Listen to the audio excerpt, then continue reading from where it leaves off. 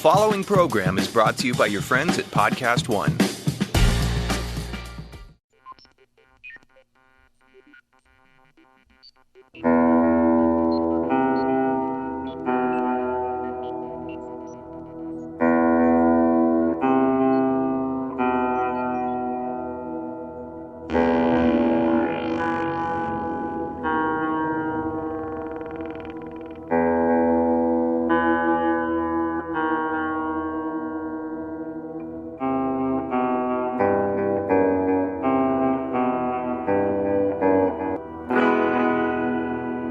Hello, welcome back. This is the best in paranormal talk radio. This is Beyond the Darkness. I know I left yesterday kind of confusing, Tim. You did, yeah. I made it sound like we wouldn't be back till next week when, right. all fact, we're back today. I just, I record 8 shows a week, man. I can't remember what days I'm recording for what weeks and what weeks I'm recording for what months. My mind is melting, Tim. Well, we do that Sunday gig too, so we're here though. Yeah. 7 days a week plus True Crime Tuesday, 8 days a week. There's got to be some kind of child labor laws against this. Oh, you're an adult. No, you're fine. Yeah, my wife would tell you I'm very childish, Jim. So I think that it should still fit under child labor laws. All right, we are back. We've got a brand new episode for you a little bit later. Theater of the Mind, very interesting Theater of the Mind. And you'll have to forgive me, folks. I was unable to get Nix or one of our normal female voice over people to fill in and do the voice of the narrative. So I always feel bad when I get a lot of letters from women, Tim, and I avoid them because I can't always get somebody to do the reading. So a lot of the stories people notice are either my stories or Min's stories. And I do a terrible female voice, Dave. I don't know if you've noticed. Yeah, I do. So today we're actually from somebody in the forestry industry, in the forest security. I can't think of the damn word right now. Anyway, she sent in a story regarding a really fascinating case, and I didn't have time to find a female voice, so I just did the regular narrative. So I apologize, so she doesn't think, what the hell? Other women get female voices, I get Dave. So I apologize. It's still a great story. Yeah. What a great, weird, interesting story. So thank you for sharing that for me. And I think Tim did a great job. You guys are going to like that. Theater of the Mind coming up in just a little bit. But first, Tim, it's time to speak with our guest. Now, while growing up at a Midwestern funeral home where her dad was an undertaker, our guest, Margo Lenmark, not only learned about death, but she also received clear messages from deceased loved ones. She's here with us to talk about her new book. It's called Light in the Morning, Memoirs of an Undertaker's Daughter. Margo Lenmark, our guest. Margo, thank you so much for joining us. You're welcome. Thank you for having me. If there was one job in the world that you would say, Dave Schrader, I will pay you $2 million a year to be an undertaker, I would gladly sidestep and let Tim take that job, and I would rather work in an adult bookstore as a floor mopper. I am so unnerved by death as it is, but then to be an undertaker, I can't even imagine being an undertaker, let alone having children there and around this. What was that like for you? I mean, was it unusual, or was that just something you were brought up with, so it was always part of your world? It was always part of my world. As long as I can remember, I was at the funeral home. We didn't grow up in the funeral home, but we were always there, meeting my father for a ride home from school. And after church, we'd go over there and meet him, get a ride home. And so I was around it so much that it was just absolutely natural to me. I can imagine that you wouldn't feel that way if you didn't grow up around it. But yeah, I wasn't spooked by it, nothing. It just felt natural. It was everyday life. And now, was this one of those type of businesses where you lived on premises? No, we did not live at the funeral home. All right. No, good. we just, no. That makes it a little bit more palpable. Yeah, me too. Yeah, listen, even that would freak me out. Yeah, we've talked to people that are children of morticians or morticians, and the people that lived right there on site, and to know you've got 2-3 cadavers, and they're your neighbors and friends and people from town down in the basement chilling. Literally chilling. I just don't know that I could do that. Would you? I don't know if I could either. Yeah, would you be? I mean, were you around that industry yourself? I mean, would you be on hand while Dad was prepping or doing work? Oh, yeah. Yeah, we sort of had free range at the funeral home. And when we were really young, we'd play hide and seek up in the caskets. It was the kind of thing where you had the funeral home, and then on the second floor you had all, or at the top floor, I don't remember how many floors, but you had all of the caskets. And so my brothers and I would play hide and seek under the caskets, and they'd try to scare me. And, so we played a lot when we were kids. But yeah, we got to go down into the embalming room, and we saw bodies. We were just around dead bodies all the time. And it's, when I think about it the way you put it, it's kind of strange, isn't it? Yeah. Yeah, but it's not. I mean, it's for you, it's good. Yeah. For me, it was everyday life, but yeah, it's kind of strange to have that as your everyday life. Yeah, but I guess somebody's got to do it, right? There's a place in the world for everybody. Now, how, just out of curiosity, your father was the mortician, right? Yes. Did he feel this was a calling? Was it just good money? What, how does one get involved in that field? Well, my father actually went to engineering school. He ended up going to mortuary school, but his father, when he died, asked my father to carry on the funeral home. It wasn't in his will, but he asked him as his deathbed wish to carry on the funeral home. So my father then went to mortuary school and did that. Okay. And so he was asked to do it by his father. He was that's a different age than when your father asks you to take over the family business and you do it.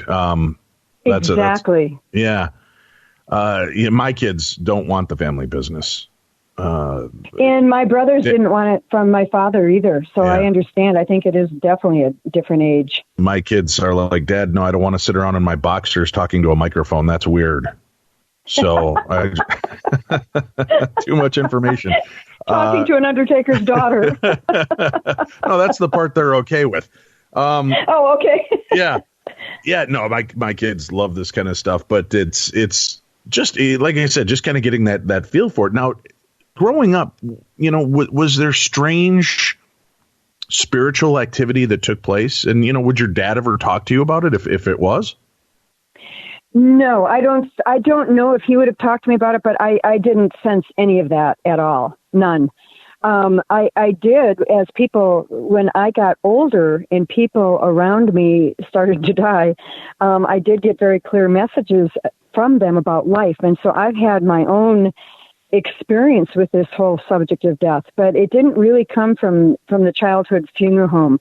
Maybe it came from being around it and being so comfortable with the subject that I'm more open than other people. I don't know, but I don't know if I don't think he would have talked to us about it if anything kind of strange happened, and I didn't hear of anything like that from him. So you said you would get messages. Yeah. All right. So at what age would you start getting these messages? Well, I was in my 20s.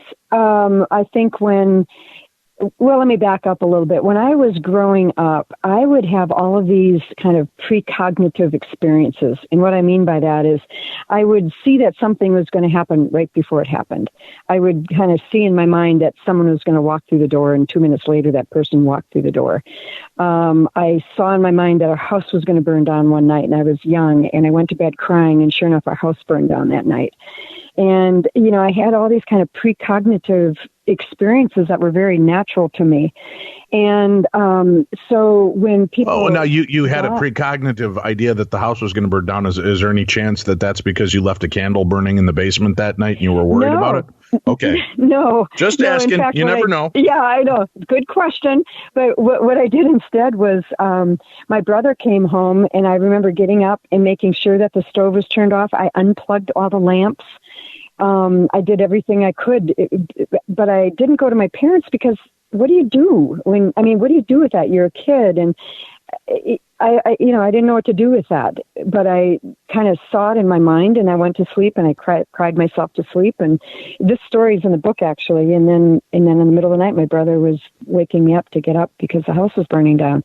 The furnace blew up downstairs. My father had just remodeled the house, and the carpet got all, the pile on the carpet got caught in the furnace and blew it up. So that's what happened. But I tried to prevent it by unplugging lamps and stuff, anything I could think of to do. But did anyone else in your family have sensitivity like this, that they would have precognition or sense things?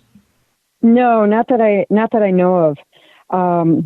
My brothers recently read my book, and they were really surprised. They're like, "Wow, this is really interesting," because it was their life too, you know. And it's really interesting when you all live under the same roof, but you all have a different kind of perception of things. And they were really interested to hear these messages that I got from like our mother and my brother, and you know, I think it was pretty fascinating to them. And they thought the messages were really important. And I feel like every message I got completely changed how I live my life. And because it's such a deep experience when you have a cognition like that from somebody, or somebody talks to you in a dream and they tell you something about life, it really changes how, because it's a real experience, it changes how you live your life. It makes sense. And it makes more sense out of your life then when you can kind of prioritize the important things that you get, you know, from people who've passed over, and they come back and tell you. Right. So you had these kind of what we want. You had these precognitive issues. So you'd see these things that would happen. How did you learn to deal with that and accept that as part of that's part of your normal? Well, I didn't know it wasn't normal. You know, to me, things like that always happened. And so it was just pretty natural for me to experience that. And so, But yet your brothers weren't afraid that the house was going to burn down. Nobody talked about it. So you had to realize it wasn't normal because you were afraid to even talk to your parents about it, because what are they going to think? You're crazy. So if you just... Yeah, you're a kid and you think, you know, I mean, what's the basis of you saying that? You know, and it's just this deep inner kind of knowing or something. So it's I don't know, what is it, an intuition? I'm not sure what to call it, and that's why I call it kind of a cognition. Because a cognition is like seeing something with your eyes, but it's still in your mind. I mean, I think that would probably be the best way to describe a cognition. And so I guess deep feeling, deep intuition, there's just this impulse, this feeling that was going to happen. But that's all I had. You know, what do you do with that? I mean, what if it's not true? What if you are crazy? You know, but you know, I don't know. I was really familiar with that type of experience because I'd had it quite a few times, and it's nothing that I could manipulate. It's just something that would come to me.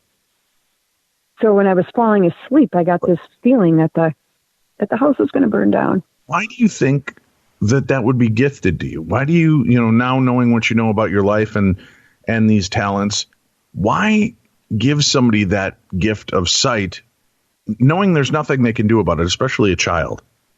Yeah, that's a really good question. You know, I've actually thought about that a lot. I think we all come in with different gifts, if you will. You know, some children, they're, you know, child prodigies, you know, they're 3 years old and they're playing the piano. How did they get that? You know, so I think we just come in with certain avenues within us that are more open than other people in that way. And it's not that I was more gifted than other people. I was just more gifted in that way, I think, than other people. You know, other people have different talents, but that kind of happened to be mine. But I don't know. I don't know. You know, that's part of the mystery of life, isn't it? I can't figure out why. Were you frustrated by that, though? I mean, the fact that you're able to see something like this and you couldn't really tell anybody, and there was nothing you could do to stop what you saw, was about to happen. You know, let me think. I think that's the only time something happened bad. You know, everything else, I would just sort of see something as it happened, or somebody would come to me. You know, I was a little kid, I was 10 or something, and somebody would come to me with their problem. I could see the solution in my mind to their problem, and I would tell them, and they'd run home excited because that was correct. You know, so this is the only time it happened when something really bad happened. So I guess I didn't have time to be frustrated. I went to bed. I remember crying myself to sleep, and then I fell asleep, and then I got up in the middle of the night because the house was on fire. And then after that, you're just in emergency mode, you know. So maybe there was something to the fact that you had done other protocols so that the fire didn't get worse, or, you know, you made sure the oven was turned off. You made sure everything was taken care of, so there wasn't gas leaking. There was nothing else that could have taken that explosion up further and killed you or your family. I guess there's that aspect of the story to look at as well. I never even thought of that. That's really interesting. Yeah. So maybe I prevented. Could I get your credit card for $42.99? Since I'm giving you ideas, I like to charge for it, so it doesn't feel like. I think I'll start an 800 number. Ask me anything. Yes. All right. So now, well, I mean, that very well could be it. Maybe that was the gift. Maybe it wasn't that you were going to be able to do anything to stop the explosion, but your preparedness made it so that it didn't get worse and nothing else happened. Interesting. That is really interesting. No, I think that's very interesting. That's really cool. Yeah, I'm having my own aftercognition. See, you're having a cognition. It's a post-cognition. I have a lot of those on Monday morning after I watch the Vikings lose. I see a lot of ways for them to have been better. Doesn't do me a lot of good either, but it's a gift, I guess. Maybe a curse. I don't know. Tim, you're a lifelong Vikings fan. Is that a gift or a curse when we can see all the things that were wrong the next day? I've had those for about 42 years now. Yeah. It's a curse. Definitely a curse. Yep. It's a curse. You'd have these precognition. Were people unnerved by the fact that you would say this, and as a little child, you were you had this intuition and knowledge? No, I don't think, it wasn't, it's hard to explain. It was such a natural ability, and it wasn't everything I said or anything like that. It was just when people would ask me about their problems, somehow I'd know, and then they'd come to me with another problem, and they just thought I was probably wise or something. I don't know what they thought when we were 10 or 12, or what do you think when you're that age? I really don't know, and I don't even think I talked to my parents about it. It's just something that was natural to me. That's probably the best way to put it. It didn't seem out of the norm at all. I could just see something, I'd tell them, and they'd go, great, thanks. And they'd run home and their problem would be fixed, and so when did it start to step up from precognitive and just kind of knowing to actual communication with the spirit world? Well, okay. The thing is with me, it's not communication with the spirit world at all times or anything like that. I really don't feel like I have any control over whether I can communicate with somebody. They come to me, and I couldn't try to make somebody come to me. I couldn't find somebody. It's not like that. It's not like this kind of psychic ability. It's just, I guess I'm just very sensitive, as you say, or aware. And when somebody does come to me, it's clear. I know it. Right, but there had to be a time that it went from just being precognitive to suddenly being aware of spirits. Even though you're saying you're not mediumistic in the sense, but there had to be. Was there an age when all of a sudden that new light turned on? No, it was just the same kind of light. It was the same thing. It was that same ability, just directed now with people who have died that are close to me. And it's not just anybody who's died. There's been a lot of people that are close to me that haven't come to me, so I can't tell you a thing about them. I can't. I don't know anything. Now, knowing that, then, Margo, could it be that when somebody would come to you and you were at the tender age of 10 and really should have not had that world knowledge of how to help them? Do you think now, in reflection, let's go some post-cognition again, could it have been that the spirits were there giving you that answer to begin with at that time, and you didn't realize it? You thought it was just intuition, but what it was the spirit of maybe whoever was with them, their guide, their loved one, their angel, that might have been relaying that information through you, the conduit. Yes, it absolutely could have been. It could have been. It didn't feel like that to me because to me it was just like, what would happen is, let's go back to my friend had a problem at home, and she'd come to me and we'd talk about it. I'd hear the whole thing, and then at one point it would just gather in my mind, and I would see what happened, why that went wrong, and what she was doing wrong, or what the parents were doing. Whatever the problem was, I would see it, and I would just say, oh, blah blah blah, and she, oh, great. And then she'd go home and it would all change. So I think it's all just the same ability, but yes, it could be somebody from the other side helping me. And I'm the aware one at that moment that kind of picks up on it. But that skill or gift or whatever that is, it's kind of been intertwined throughout my life from that age up until now.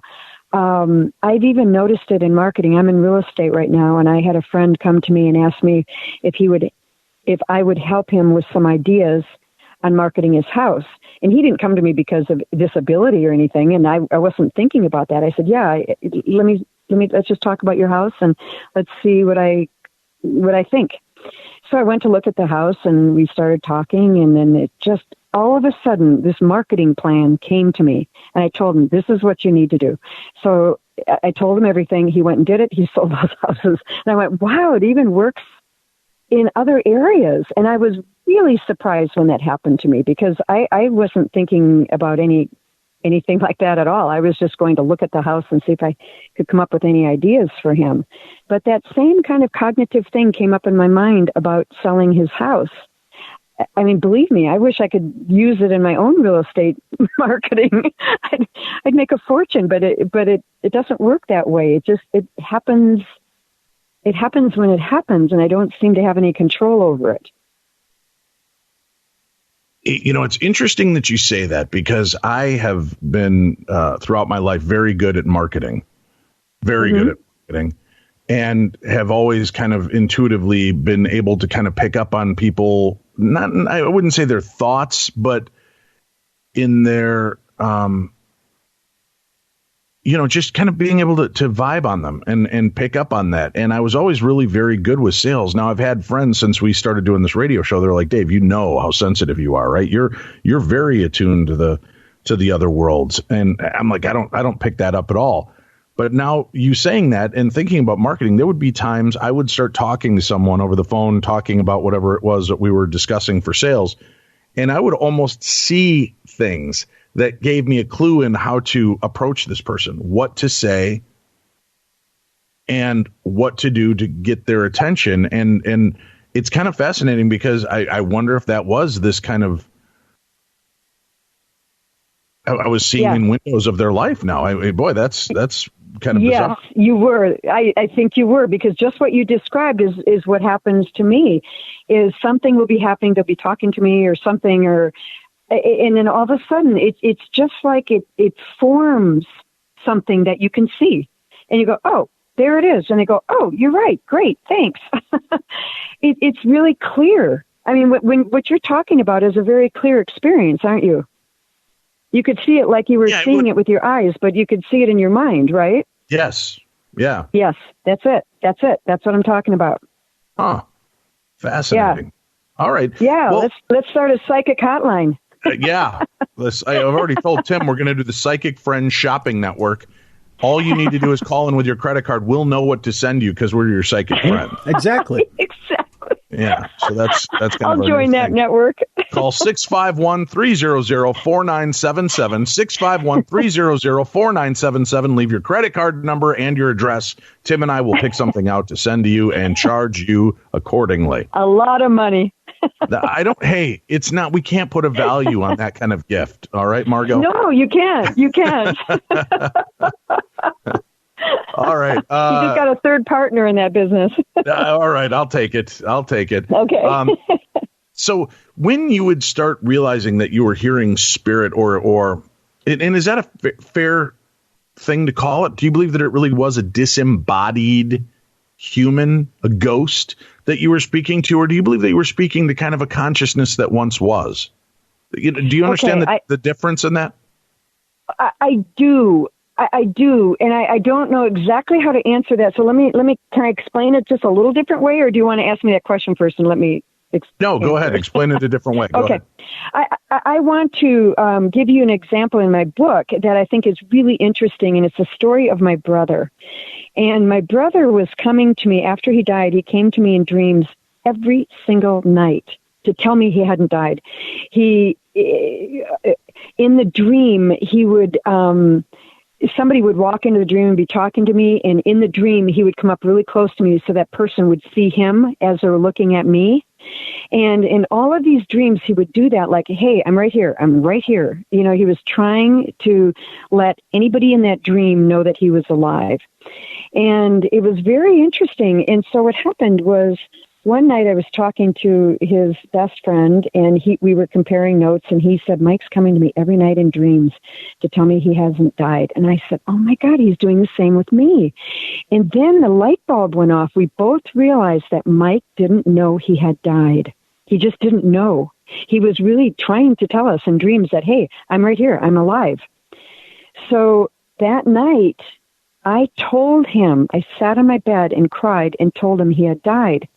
I said, you're not in the body anymore. You're here, but you're not, your body isn't here. In fact, we burned it. You're gone. You're not on the planet anymore. And this is why you see me crying every night, because I can't be with you anymore on this planet.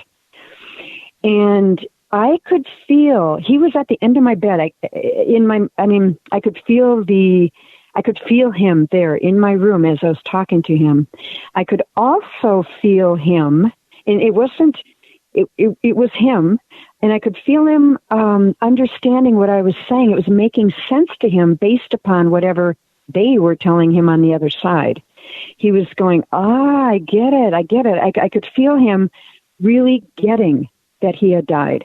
So obviously they were trying to tell him on the other side, and when I sat there in my bed that night and told him, and I was crying, he really heard the whole thing, and he never came to me in dreams after that. He heard it. He knew he was gone.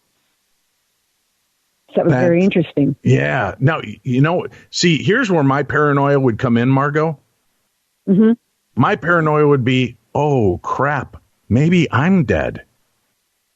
Maybe I'm dead. Maybe we are. And I think he's dead. What's really happened is I just left that plane, and the people that were left behind didn't. So, see, that would be my paranoia kicking in then. And, then I'd be thinking the reason he's saying, Margo, I'm not dead, is because he wasn't. And maybe you were haunting him, whatever plane he was in. He was like, I keep seeing the ghost of my sister crying about me being dead, but I'm not dead. See, that there's a whole bunch of weird rabbit holes. Tim, the LSD from college must still be in my system. I think so. Yeah, you haven't quite shook it yet. Yeah. Oh, that's an unbelievable scenario that you just painted. Maybe we're dead. Maybe we are. We're talking about it as if we're alive, but we're really the dead ones. Oh my God! It would make complete sense with how Tim and I are paid for this radio show. And think about it: the internet is not heaven. The internet is heaven. It's just a way for us all to connect. There's no way in earthly means that there's a way for us all to connect like this. It has to be the way God put it together so that our souls could all interconnect with each other. That's right. All right, pass another tab, Dave. Yeah. Oh my God. Okay, hold on, Tim. I have another idea. Yeah. What if CAT spelled dog? Yeah, right. Dave. Oh, Margo, I kid. Margo Lenmark is our guest today. Light in the Morning, Memoirs of an Undertaker's Daughter. I've got to mention real quickly, folks, 60 seconds. That's exactly how long this ad will take. And you know what else you can do in about a minute? You can get an offer for your car with TrueCar. That's right. In the amount of time it takes to floss your teeth, pet your dog, make me a PB&J, or do a few sit-ups, you can get a true cash offer. That was a hint, Tim. Make me a PB&J. Oh, Best of all, you can do it from your smartphone or home. Just go to TrueCar and simply enter your license plate number and watch your car's details pile up. Answer a few more questions, and you're going to get an accurate true cash offer from a local TrueCar certified dealer. I mean, it's just that easy. After that, you can bring your car in. They're going to go over it with you together, and you can ask questions and get the answers you need, so there's no surprises. Then simply leave with your check or trade in your car for a brand new ride. So when you're ready to experience a better way to sell or trade in your car, check out TrueCar today. Light in the Morning, Memoirs of an Undertaker's Daughter. We have a link up to that book on today's program, so you can find it easily and pick it up. I love you. Have a very light spirit about you, and that's great. You never know when I'm going to talk to an Undertaker's daughter. And I got to be honest with you, Tim, my mind was too much in wrestling, because when I saw Memoirs of the Undertaker's Daughter, I thought that this was I thought that this was going to be the Undertaker from WWE, and she was going to be talking about her life in this. And I'm like, no, Tim, we're not going to do a wrestling show about the Undertaker's daughter. I'm glad that's not the case here. Yeah. Although I'm sure she's a delightful girl, the Undertaker's daughter. We'd rather speak to the Undertaker's daughter we're speaking with now, Margo Lenmark. The book is out and available. Thank you. And we've got links up to it. So when was it, would you say, that you started to share this gift and realize that other people didn't have it? Very good question. I would say it was a good maybe 20 years ago. And I'll tell you why I know that, because I remember telling stories about, like, my father and other stories of people who have died and my insights and things. And a friend of mine at the time said, you know what, Margo, don't take this for granted. Don't take the way your perception, the way you see things, don't take that for granted. Not everybody sees life the way you do. And I thought, oh, really? That's interesting. And then the reason I decided to write this book and write these stories down was around that same time, someone asked me about my father's death. And I told them. And when I got done, she said, you have got to write this in a book. And I said, I'm not going to write it in a book. You just asked and I told you, And she said, no, this. And she made whoever I was standing with promise to hold me to writing the book. And I don't even remember who that person was, because it was 22 years ago. But I do remember that she did promise. And so when my brother died, the same one I was just talking about, when he died, my paradigm just got shattered so much when he died that I thought, okay, maybe it's time to write the book, and whatever comes out of this will be my living memorial to him. So that's when I ended up writing the book. Somebody actually kind of made me do it. They just said, you have to do this, So that's when I realized that, you know what, I think this is my gift. I think my perception about life and death is my gift, because people have asked why I'm so happy. And the reason I really know happiness is because I've really known pain. I've really gone right straight through the middle of the pain of these deaths. But in the middle of it, I got a gift. And that's where I got all of these messages from people. And what a gift, because it's really enhanced my life and it's changed how I live my life. So does that answer your question? It does. Remember what the question was. Let's do this. Okay. Let's we have to take a quick break. We've got a brand new edition of Theater of the Mind. We'll be back with more and our guest, Margo Lenmark, right after this.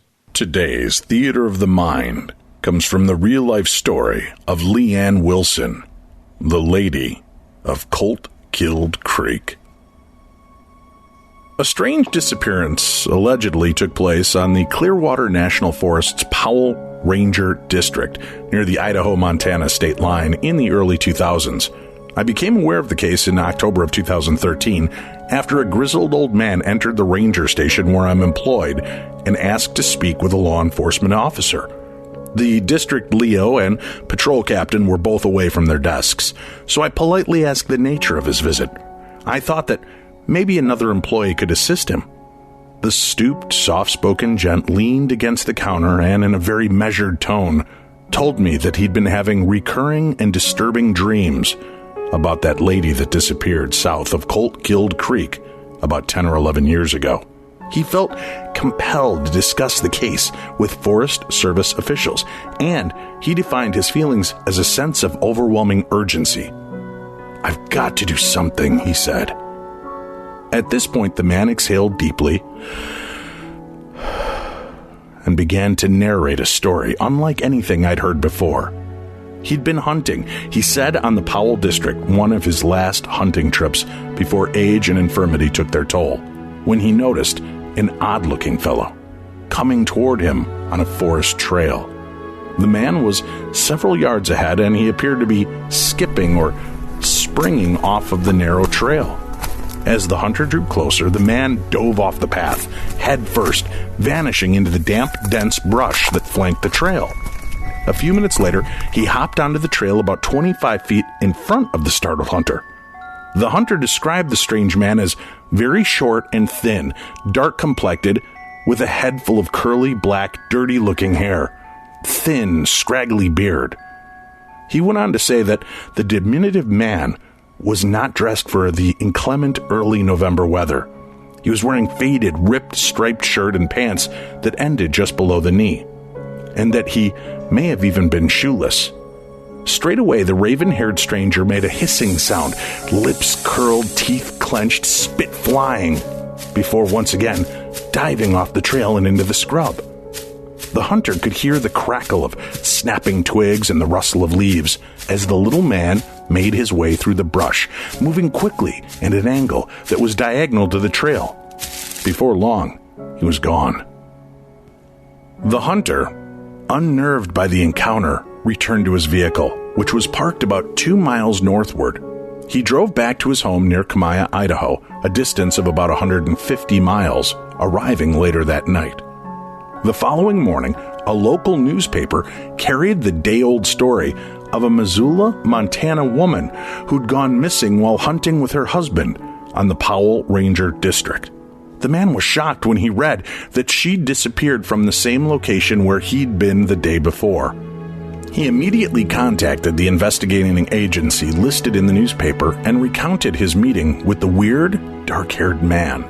Initially, the agents seemed interested in his report, but as time passed, no one followed up, and subsequent attempts to contact authorities about the case failed. About 2 months after the woman's disappearance, the hunter had a vivid dream. He saw a sobbing woman, clad in green and gray camouflage, seated on a floor alongside a small square table. The light was dim and the room was long and narrow. The hunter, in his dream state, could feel the cold, clammy air, and a pungent smell like wet moss filled his nostrils. As his dream moved forward, he heard the jangle of chains, followed by the tiny squeak of lightweight hinges. Suddenly, the strange little man dropped to the floor by way of a rough-cut door in the ceiling. The woman hugged her knees to her chest, burying her face. At this point in the dream, the hunter realized that the woman was being held captive in a travel trailer buried underground. The storyteller said he woke with a jolt, heart racing, sick to his stomach. "I was shaking," he said as he held up his right hand, simulating the tremors. I couldn't relax. I had to get up and watch TV to take my mind off the nightmare." Over time, the memory of his strange backcountry encounter faded. The following summer, the hunter relocated to New Mexico, but after 9 years and a tough battle with cancer, he returned to Idaho. "I missed my mountains and my mama," he said with a crooked grin. In late August of 2013, the hunter settled in for a midday nap. "It was a Sunday," he said, "and I'd spent the morning on a nearby lake. I was bushed. I kicked back in the recliner and was out in no time. All of a sudden, I felt like I was sliding backward into a dark tunnel," the hunter said, his eyes wide. "And then I started to dream. I had the same awful nightmare that I'd had before, start to finish." But the hunter's carbon copy dream wasn't over. "From here," the hunter said, carefully leaning forward and resting his forearms on the countertop, "the scene sort of sped up. I could see that lady, all dirty and thin, hands tied with a grimy rope, being led through the forest.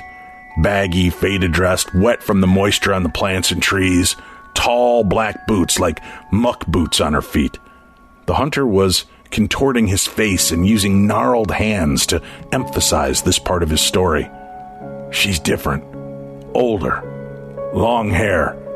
And I see her and that weirdo walk toward an opening in the timber and then out into a small meadow with clumps of huckleberry brush here and there. Indian paintbrush and bear grass everywhere. Must have been summer." At this point, the storyteller took a deep, rattling breath and coughed, and then cleared his throat before continuing. "They crossed the clearing and stopped near a little pile of dead logger pole. She's standing there, hair blowing in the breeze, dress billowing out, stone-faced, no emotion. The guy, he looks different too. That shaggy hair all bunched up in the back and turning gray above his ears. The beard's mostly gray now. He's wearing an Indianapolis Colts t-shirt, and I remember thinking, where the hell would he get that? The hunter furrowed his brow and looked me square in the face, like he was expecting me to answer his question about the t-shirt. I shook my head, but didn't speak. The hunter sighed, and then continued. Now the weirdo, he reaches down and pulls a couple of skinny poles off to one side, and then he takes a big step forward, bends down and opens a door flush with the ground, like a submarine hatch. The hunter bent slightly, curled his fingers around an imaginary handle, and made an upward pulling motion. They go down in the hole. The lady goes first, and then the door slams shut above them. I can see that the door's a muddy brown color and pasted with moss and leaves. It pretty much fades into the meadow floor. By now, I was hanging on every word the hunter said, completely caught up in his account. Just like the first time, he said softly. I could feel the breeze. I could smell dry pine needles. I felt like I wanted to shield my eyes from the sun. It all felt so real. The hunter shifted his weight to one side and exhaled, shoulders slumping.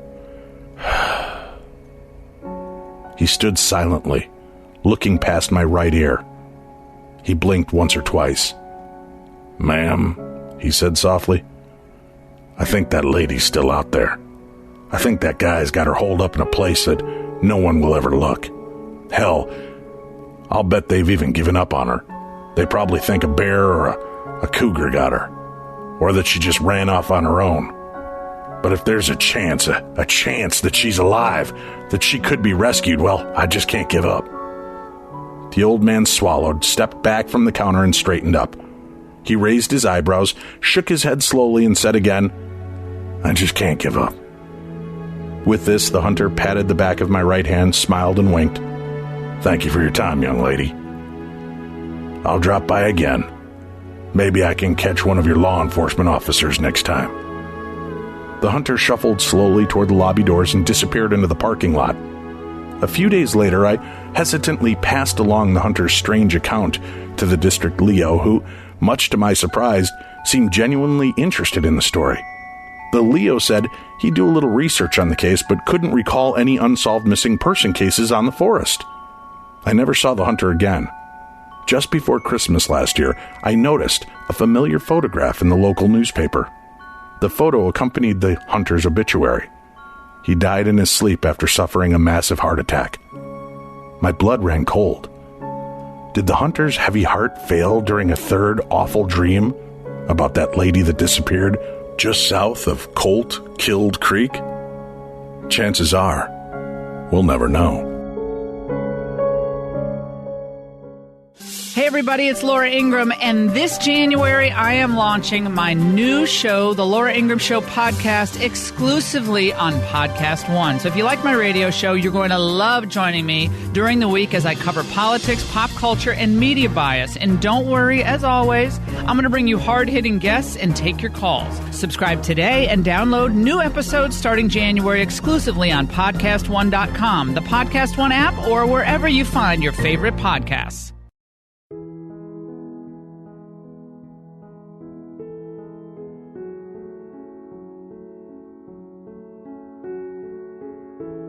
Beyond the darkness.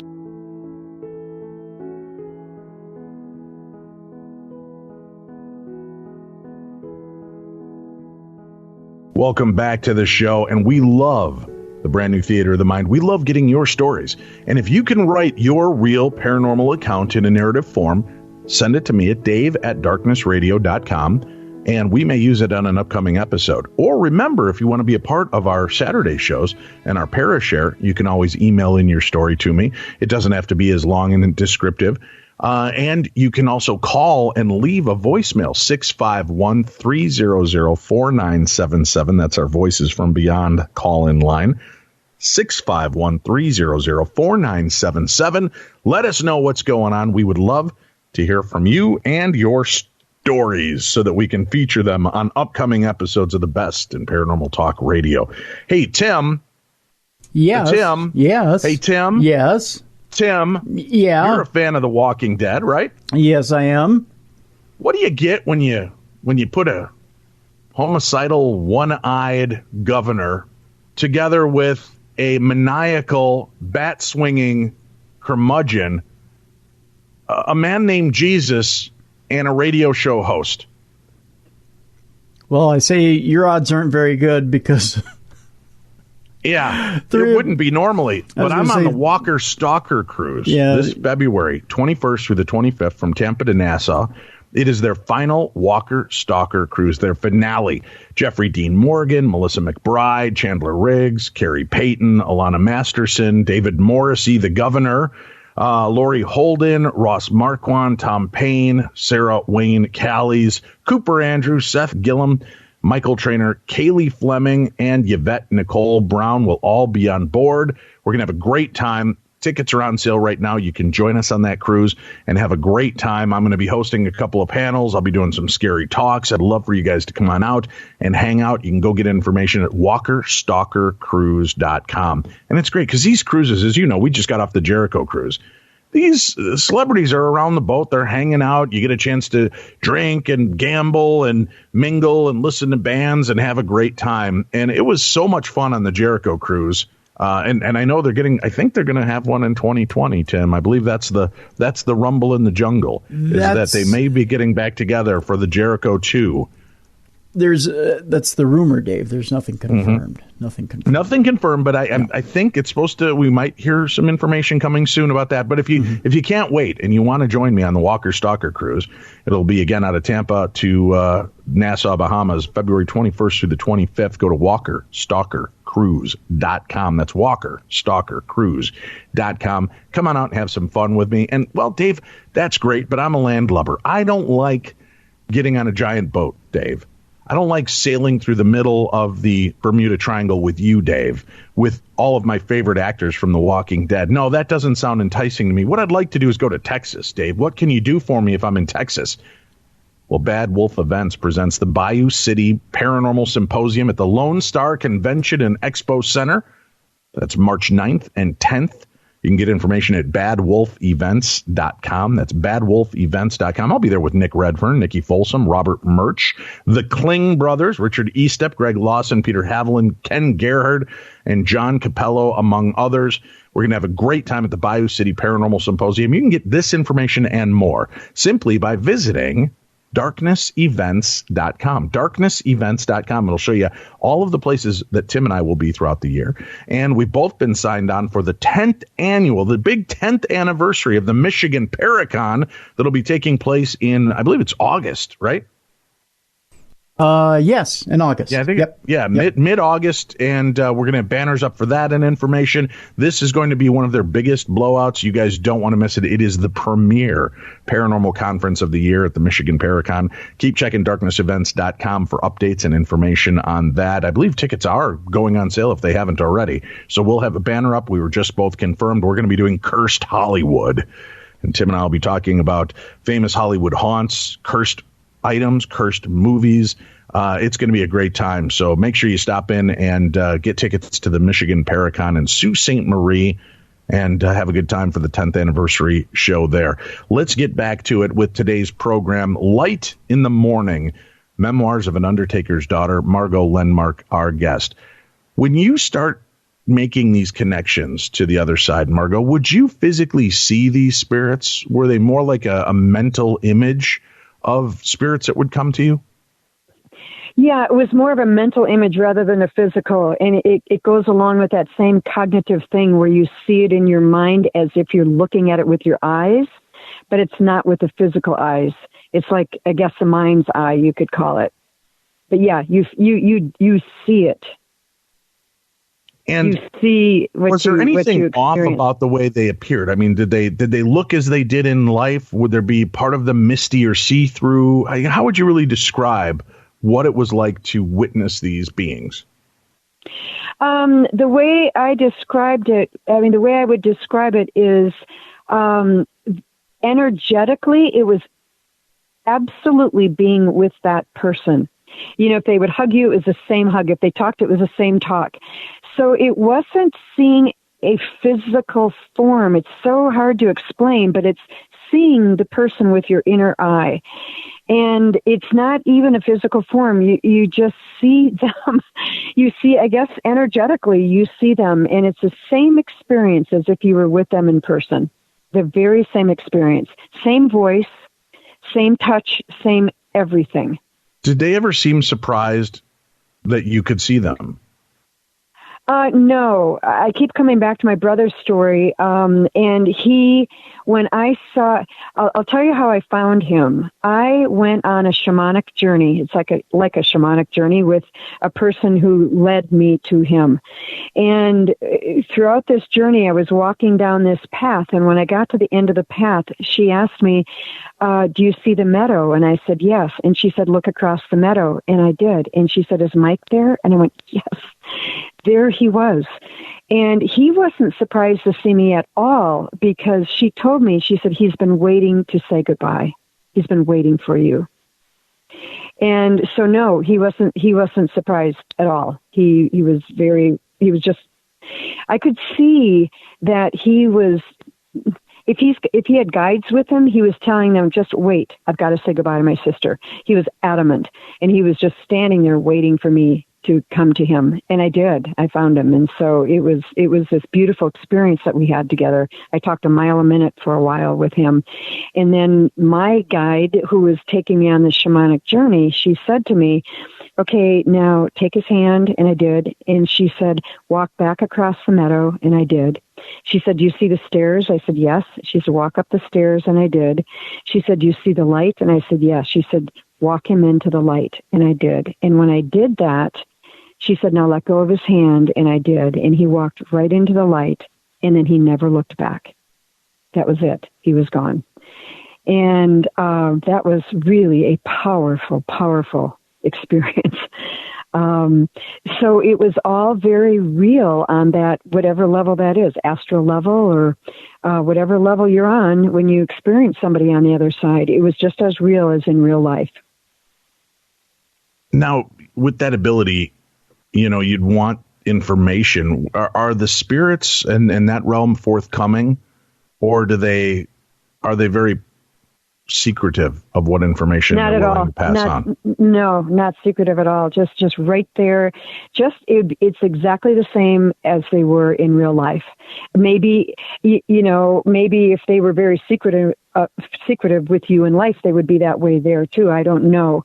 But no, Mike and I were just like we were in real life. Just talking, sharing, and it wasn't even profound talk. It was just like what I've been doing and what he's been, it was me talking to him, so I didn't hear what he was doing, but I was just talking a mile a minute when I saw him. I was so excited to see him, So no, it was exactly like real life, not secretive at all, just right there available. What type of questions do you ask when you speak to them? See, I think I would be so fascinated. And, I had a dream visitation with my grandfather. But if I were able to actually see and communicate with a ghost on the regular, and it wasn't just a dream form, man, I think I'd go into Darkness Dave mode and go into interview, ability. But what type of information have they given you about life and death and that transition? Okay, well, let me tell you, I keep using Mike's example because we've started it and we've kind of gone deeply into it. So with Mike, what happened is after I led him into the light, he was gone and he didn't come to me in dreams to tell me he wasn't dead.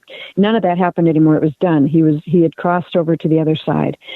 And what happened with him is it was about a year later, and it was right around the anniversary of his death. He came to me in a dream, just as clear as in real life. And there I was in the dream talking to him a mile a minute again, so excited to see him.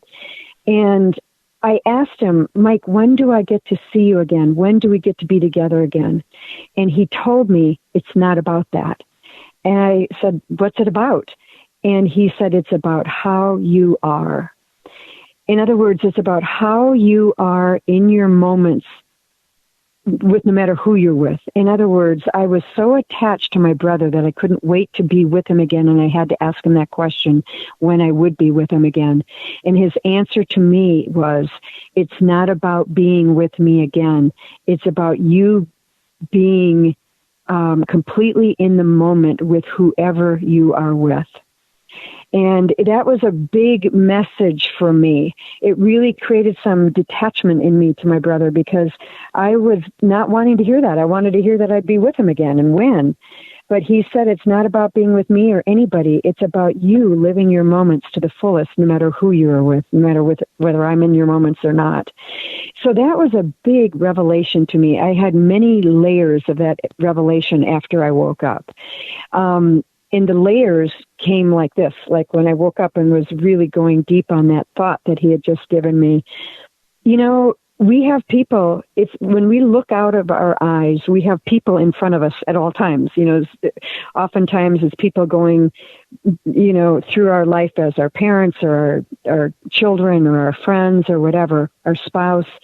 And no matter who you're with, though, that's going to change. It's all going to change, and it's going to keep changing. And some people go in front of us. You know, some people are in our life more than others. And so it doesn't matter who you're with and how often you're with that person. What matters is the moment and how you are living your moments. And so his message was very profound to me, and it put me in the moment, so that whoever I'm with, I'm really living it to the fullest with that person, knowing that I may never see that person again. I now know that I may never see my brother again. I hope that's not the case, but who knows? Who knows? We can't foresee any of that. And so that was a really important message that he gave me, because I was so attached to him and I couldn't wait to see him again in some lifetime or something. But I didn't get that message. Well, once right. He didn't really understand that he was dead. He didn't understand what had happened. Once you kind of brought him to that consciousness, to that awareness, did he start to have memory of the moment, or have you spoken to any of these spirits that talk to you of what the last few moments of life and the first few moments of death feel like? No, I never have had that conversation, and I wish I would have. You know, I wish I would know that, because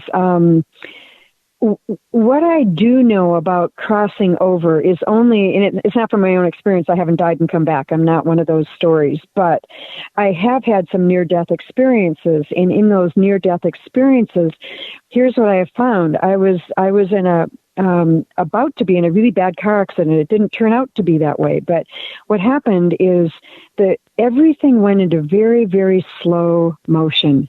Really slow motion. And I sat there in complete silence witnessing what was going on. And I thought, okay, so the car's turning around and I'm going to probably flip over maybe. And then it hit the guardrail and I didn't. I said, okay, so now I'm back in the middle of the road and I'm just observing, just exactly like I'm telling you.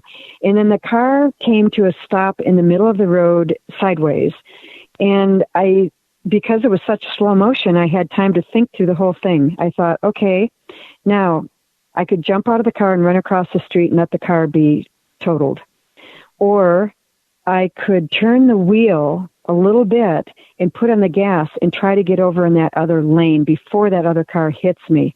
And just as I had that thought, I started doing that. And I got in the other lane, and it wasn't a car accident. I was in the other lane and I was just fine.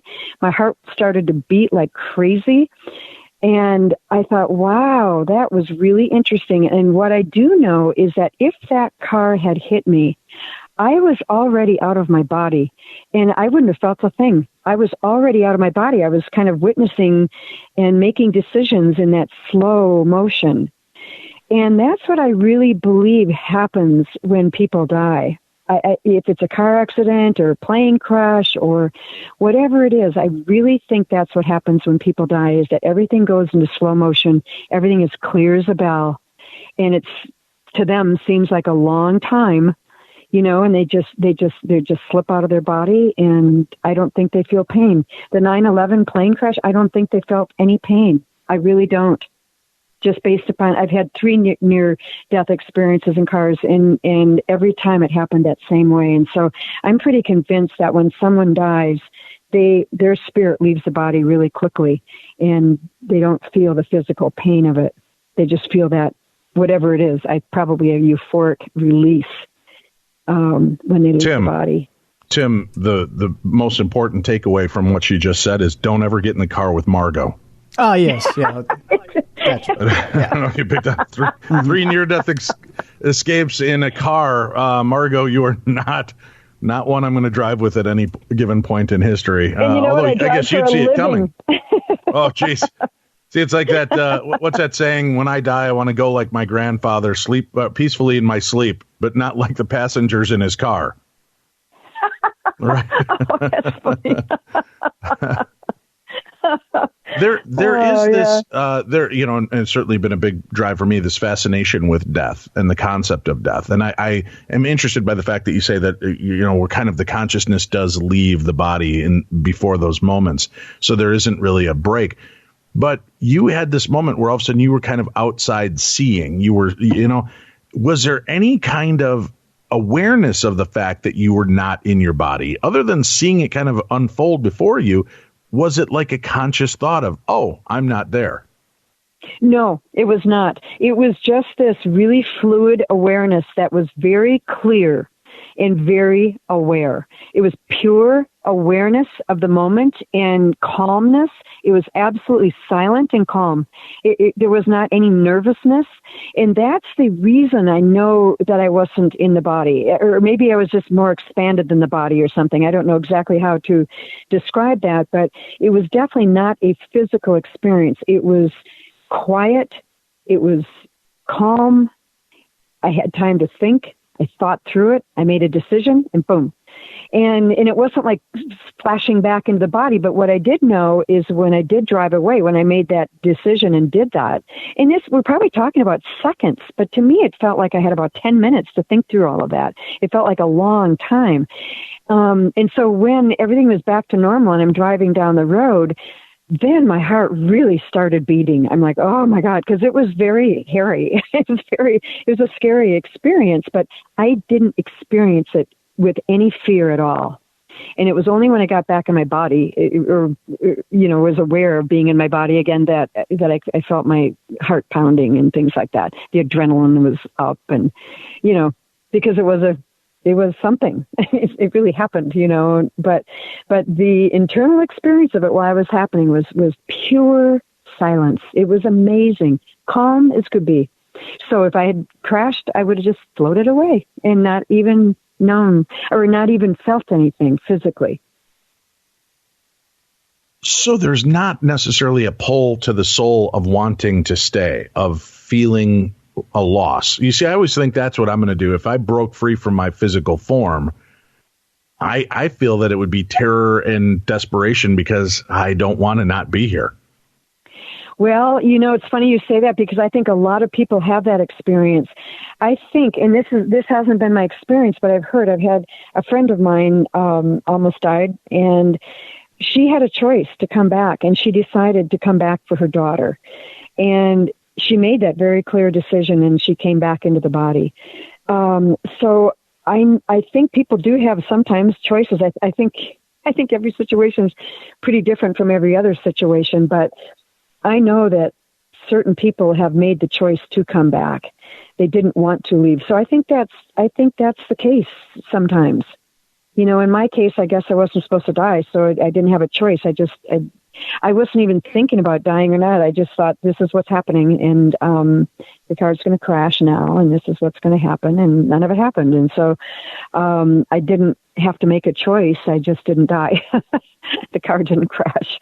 But I know people have made that decision. So I think some people, I think you feel that way before you die, but I bet you the moment you stop breathing, you'll never think that thought again. You'll just be in this wonderful flow of exhilarated energy. That's I don't know. I think. Tim, I think that when I break from this mortal coil, it's going to be like that scene in Star Wars when the Death Star blows up Alderaan. And Obi-Wan feels the screams from millions of lives. I think across the universe it'll be no more McRibs, no more Twinkies, no! That's what'll be heard through all time and space, Tim. No, probably, yeah. I could be wrong. But then I hope you live forever because we have to keep Twinkies. Well, I'm pretty sure if I eat Twinkies and McRibs, I'm going to preserve myself forever. It just, there's so many inorganic things in both that my body will not be allowed to break down. That's right. So we won't ever have to hear that. Oh, God. Well, we'll see. And I promise you, I will come knocking if that's the case. Yeah, you come knock and we'll chat. Are you ever, in dealing with this, are you ever unnerved or frightened by these experiences? No, not at all. Not one of them. Have you ever come up against a place or a negative ghost? No. Okay, no. I will say no. I have had experiences of ghosts, like in houses and things like that. And that experience, when you experience just a ghost, like let's just say you're falling asleep and you're in a strange place and there's a ghost in the place and you experience it, it's blood curdling. I mean, it just, you freeze. You really freeze. To me, that's kind of a scary experience. I do know, though, that you can get rid of those energies quite easily. They're there. They can hear you. You tell them to leave. You tell them to go back to the light, and they do that. They'll listen to you, you know. So I've had experiences of ghosts. I've gotten rid of ghosts, and in the experience of a ghost in the room, that's a different thing than all the experiences that I'm talking about, because mine are these experiences of communicating with people that I know, and it's been really beautiful experiences. But yeah, when there's a ghost in the room in a strange place, I think it feels scary. It's kind of, I kind of freeze up, but then they go away. You tell them to leave and they do. And so I don't think they're negative. I just think it's kind of scary. It's kind of, ghosts are kind of scary. Do you ever come across unearthly beings, whether they're alien, demonic, angelic? No, I think, no, my experience is pretty much just with the people that I know that have left. I do believe in angels. I think angels are amazing. I feel like I think I have like an angelic guide or somebody around me. I think we probably all do, but no, I've never experienced that. Okay. Yeah. I was just curious. Dynamic. You know, or dynamic. Either one is good to not. Or dynamic, not dynamic or demonic. You heard that. Economic ghosts, anything like that? What? All right. So be in the moment. Economic one. Be in the moment. Be aware. You feel that we're really not connected to the physical form or sense of death, which is good news and information. What have they told you about religion? Is there a God, or is there something different? I've never been told that. I just feel like there is definitely some really cosmically organized plan to everything. I feel that from all these experiences, even though I can't imagine none of these people talk to me about religion, and I don't think they would have necessarily. Because I definitely believe in God, and I think there at least is some higher divine plan or source or something. And I think that all the experiences that I've had kind of verify that. All right. I was just curious if that comes up, or, do you feel, that would be all the stuff I'd be wondering is, what happens to us at that point? Are we, do we face these beings? Is there something to that aspect? Because I don't know, I don't know what's more frightening, to find out that there is or isn't. That's a really great point. It's a really great point. All right. Two great questions and a great point, Tim. Tell me what I won. Another question. I was at least hoping for a week's supply of rice-a-roni. What is it? The something the San American Francisco treat. Yeah, San Francisco treat. No dice. Yeah. All right. So yeah, what would be scarier to you, to find out that there is one God and that this kind of judgment and all of that exists, or that, we just go on and there's no necessarily any kind of hierarchy? It's just an existence in another form. Yeah, I don't think either of them sound too scary. I mean, the judgment God, I think, does sound a little bit scary, but I think I feel differently about that, so I'm not worried about that. I think the judgment comes every moment of our life. I think hell is lived on earth. I think heaven is lived on earth. I think we all live it within our being. You've experienced that, where you can't sleep at night because something happened during the day, and maybe you forgot something on a contract or something, and you freak out at night, or you do something actually wrong and you can't sleep. And I think we live our little hells every day, or our heavens every day. And so I don't really believe it's just my belief, and nobody's told me this, but I don't think there's this place we go to. I think there's this place that lives within us based upon how we've been and how our actions have been and how much love we've experienced versus how much hate or negativity we've experienced. So, I guess I don't worry about that judgment too much. I hope it's not there. I hope it's not a heaven and hell, but I think we kind of live it in our daily life. I don't think it's something that just comes to us afterward. I think it's here and now is how I feel.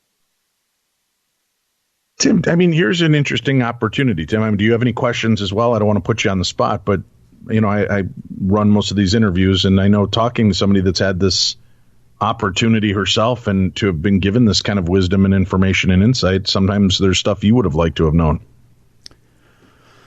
Well, it's interesting. Earlier in the interview, you said something about you would go into Darkness Dave mode and go into, especially with dream visitations and stuff like that, and go into interview mode. And in my experience, I've always been in I don't want to say passive mode, but you're shocked when that happens to you, I think. And I tend to have been in passive mode when it happens to me. And I find the experience happens to you. And a lot of times you're kind of thrown in defensive mode, and the questions you end up asking end up happening in the scenario-based moment. So, much like you were describing with your brother, you were happy to see him, and you kept asking questions, and it seemed like it was whatever was on the top of your head. And the scenarios that I was in, a lot of it had to do with the scenario that I was in at the time.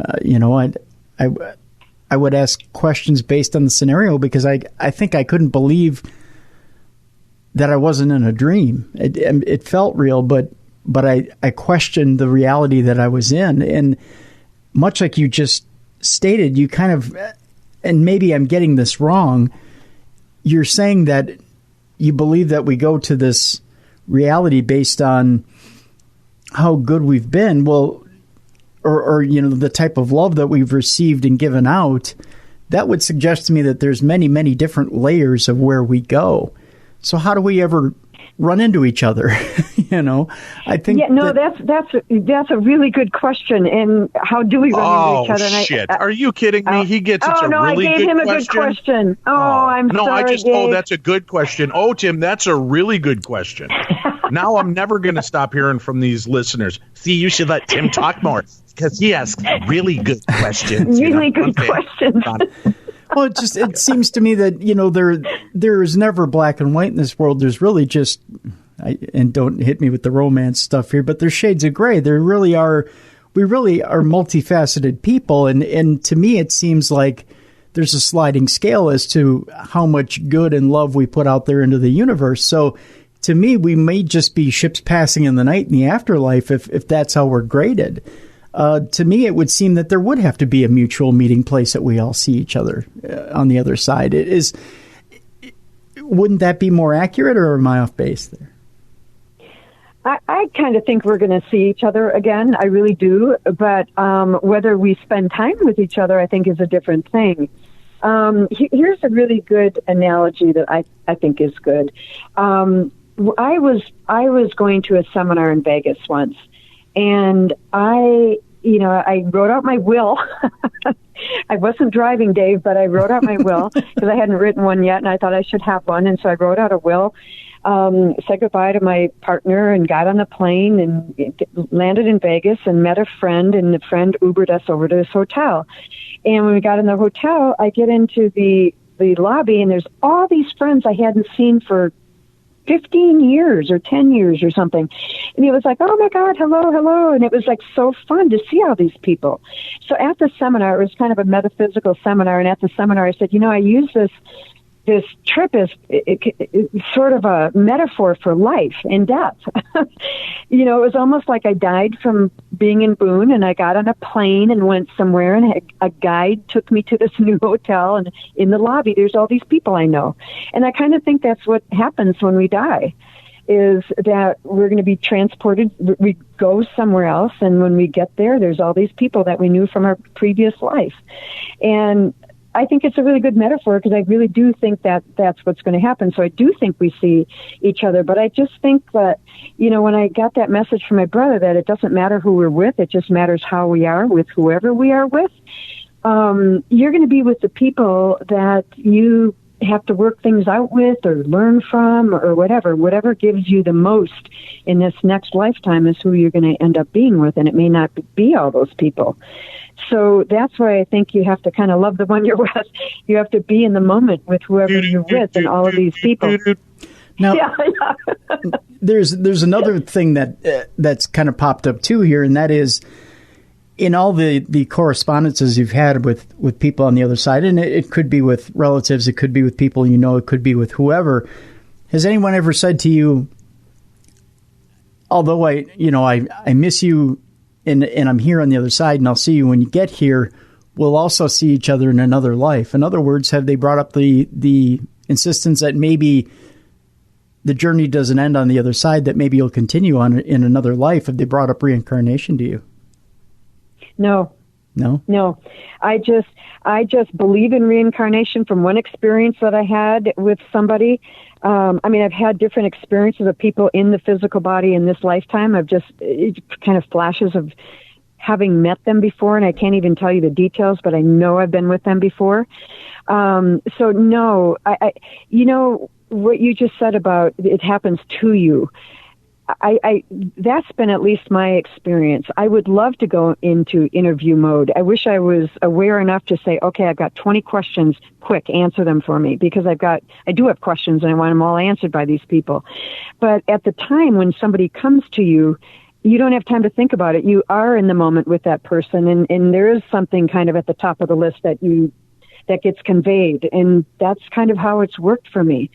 So yeah, it's not like people have come and just laid out a plan of how life is or anything. There's just these very specific messages that were given in different ways from these people. And, so that's why I was saying in the beginning, I don't have any control over it. If I did, I would interview them. I'd say, okay, what happened when you died?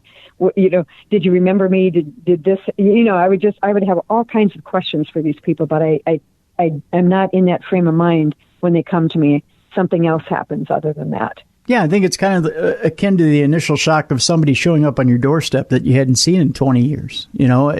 Exactly. Just ringing the doorbell, and all of a sudden they're there, and you hadn't had any contact with them. The first thing you think is, oh my God, I'm so glad you're here. And the second question is, how did you get here?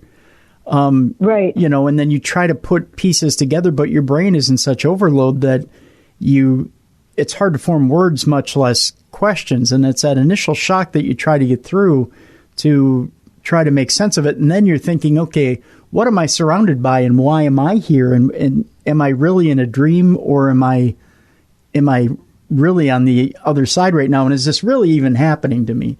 And by the time you actually get a grasp of where you are and what it is you're doing, the experience is almost over. And I think they almost catch on, like, this person's getting it, that we're actually communicating. And I think they cut it off for the sake of, they get that you're aware. and they get that they know that you're in the moment, and now you may start asking some questions. And I guess in a wrestling term, they know you want to be smartened up, and they know that you want to know, and they can only show their hand so much. So they choose to cut off the communication at that time. At least that's my belief.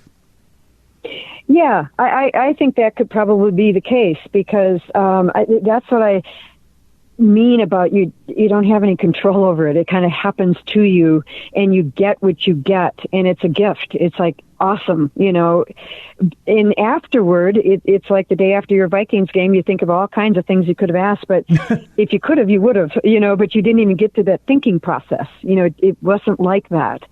So I agree. I think it's more of a spontaneous event that was meant to happen, but it's pretty fleeting also. I know one thing that's asked a lot about psychics is their guides. Have you met your guides? Have you met the people that have kind of guided you along with your gift? Have they made an appearance as you've went to talk to these different relatives on the other side? Have they made themselves known? No, nope. I've never met them. I don't. It's really odd because I've heard that a lot, and I think there are guides. I'm pretty sure I have guides. I think I do, but I have never met them. I don't know anything about them. All I know is the experiences I have is probably a result of them, but that's all I know is the experience that comes out of it. No, I haven't met any of my guides. And you should have stopped with that very first really good question, Tim. Well, I'm just curious. She's hard to get more love from after that. I got you. These are just some of the things that just kind of popped up that are curious. That's all. No, those were great questions. No, those were really good questions. Really good? They were great questions from both of you. I got to live with this guy now, and I was going, I asked really good questions last week, Dave. Can I speak again? And it's going to make it hard for me to tell him no. And then he won't let me out of the chains in the basement. So that's right. It just gets tougher and tougher. Just start rattling them. Yeah. We're running out of time here, Margo.